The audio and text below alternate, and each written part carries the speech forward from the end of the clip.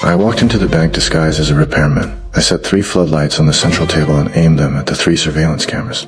Then my partners entered the bank and locked the doors. The security guard realized something was wrong. Excuse me. I quickly pressed the muzzle of my gun against his hip.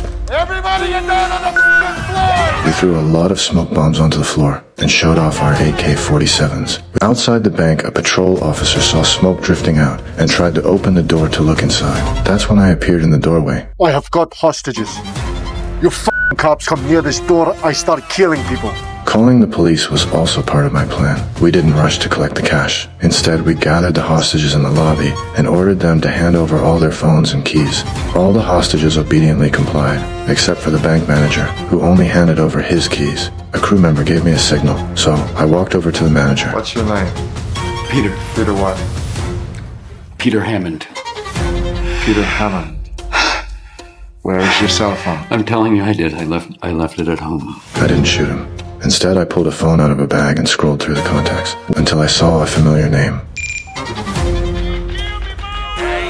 I followed the ringing into a room, found the phone, and handed it to the manager. Don't worry about it. Then I turned, walked into the room, closed the door, and thought about how to handle this sudden variable. I quickly figured it out. I dragged the manager into the room, closed the door, and punched him. That way, I didn't have to kill him, but I could still intimidate the hostages outside. When I came out, all the hostages were trembling in fear. One employee voluntarily handed over the key he had hidden. Another kid handed over his game console. Keep it. I had all the hostages separate into 2 groups by gender, strip off their clothes, and then everyone put on the work uniforms we had prepared, covering their faces. This way it would be impossible to tell who was a hostage and who was a robber.